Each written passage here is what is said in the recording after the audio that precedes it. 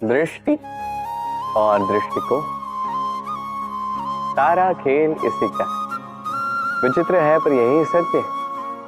अब आपको उदाहरण द्वारा समझाता हूं। कई बार आपने किसी व्यक्ति को देखा होगा, ये कहते हो कि मुझे स्वयं पर गर्व है, अपने आप पर गर्व है। मैं अपनी माता पिता की बहुत अच्छे से सेवा करता, उन्हें सदैव सुखी रखता, उन्हें मैंने एक घर दे दिया है, सारी सुख सुविधाएं दी हैं, उन्हें जीवन में हर वो वस्तु दी है और दूंगा जिसकी उन्हें आवश्यकता है। अब मुझे बताइए, आप हैं कौन? आप वो बीज हैं जिसे आपके माता पिता ने बोया। आपके माता पिता ने ही आपको इस संसार में जन्म दिया है। ये सब कहने का औचित्य क्या है? ये हो गया उस व्यक्ति का दृष्टिकोण। अब देखते हैं ये प्रकृति हमें क्या सिखाती है। कभी किसी वृक्ष को देखिए, जब उस पर कोई फल आता है, वो माली को ये नहीं कहता कि देखो मैं तुम्हें फल खाने दे रहा हूं। वो वृक्ष ये नहीं कहता कि देखो मैं तुम्हें फल खाने दे रहा हूं। वो जानता है ये माली का ही परिश्रम, ये उसी के कर्म का फल है और उसे ही मिलना चाहिए। वो कहता है तुम्हारा तुमको अर्पण, क्या लागे में। वो जानता है माली का महत्व क्या है, ये उसका दृष्टिकोण है।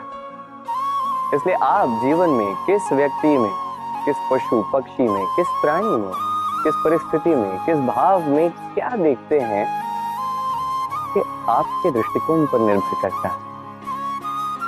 आप मन में सकारात्मकता जागृत कर लीजिए, शुभ विचार लाइए, यही सोच सच बनकर सामने आए, यही दृष्टिकोण ऐसा बन जाएगा कि आपके जीवन में सब कुछ शुभ ही शुभ होगा। प्रतिशोध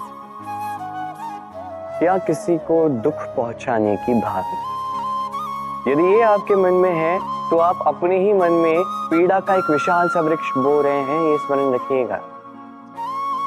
क्योंकि किसी को दुख पहुंचाने की ये भावना, ये वो बीज है जो आप ही के मन में गिरेगा, आप ही के मन में अंकुर बनेगा, आप ही के मन में एक विशाल सा वृक्ष बनकर पनपेगा। जीवन आपका है, कर्म आपका था, किसी को दुख देने की भावना आपकी थी, ये वृक्ष आपका है, तो इसका फल भी आप ही को मिलेगा, जो ग्रहण भी आप ही को करना है। स्मरण रखिए, जो व्यक्ति ये सोचता है कि मैं इसे दुख दूंगा, इसे पीड़ा में देना चाहता, उसी व्यक्ति को दुख और पीड़ा मिलती।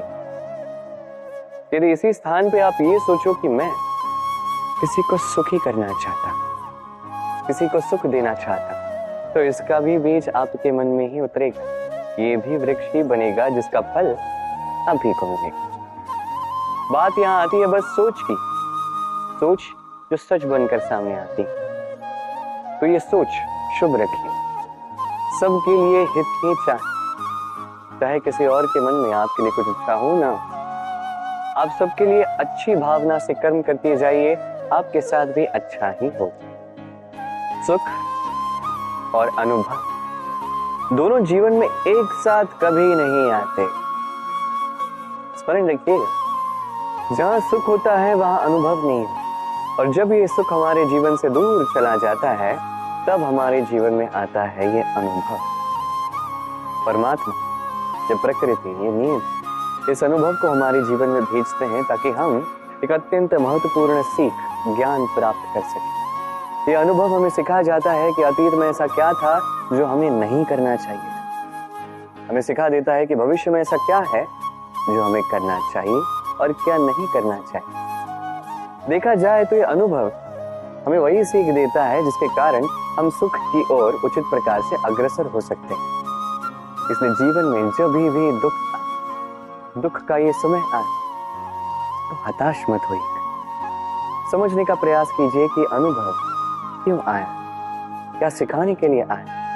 यदि आप वो ज्ञान प्राप्त करते, सुख के मार्ग पर अग्रसर होते हैं, वो भी उचित रूप से, तो इस अनुभव का मंतव्य ही पूर्ण हो जाता है। जीवन में ऊंचाई पर पहुंचने के लिए मनुष्य को किसकी आवश्यकता होती? सीढ़ी। किंतु फिर भी हर एक मनुष्य, हर एक व्यक्ति ऊंचाई पर पहुंच नहीं पाता। कारण क्या है? कारण या तो ये हो सकता है कि मनुष्य कल्पना करता जाता है, सीढ़ी को खोज ही नहीं पाता। कुछ लोग खोज लेते हैं और उसे पाकर ही इतने प्रसन्न हो जाते हैं कि उससे आगे कुछ कर्म करते ही नहीं। सरल सी बात। बहुत से लोगों को सीढ़ी मिलती नहीं, और मिल भी जाए तो जब तक उस पर चढ़ोगे नहीं, ऊंचाई पर पहुंचोगे कैसे?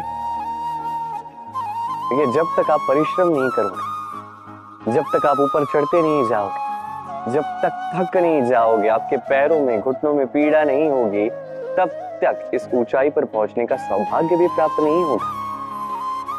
तो कल्पना के साथ कर्म कीजिए, परिकल्पना के साथ परिश्रम भी कीजिए, सब मिले। हम सभी जीवन में चाहते हैं कि हमें सफलता मिले। हम चाहते हैं कि इस संसार में हमारा यश फैल जाए। हम चाहते हैं कि हम चर्चित हो। किंतु चाहने से क्या होता है?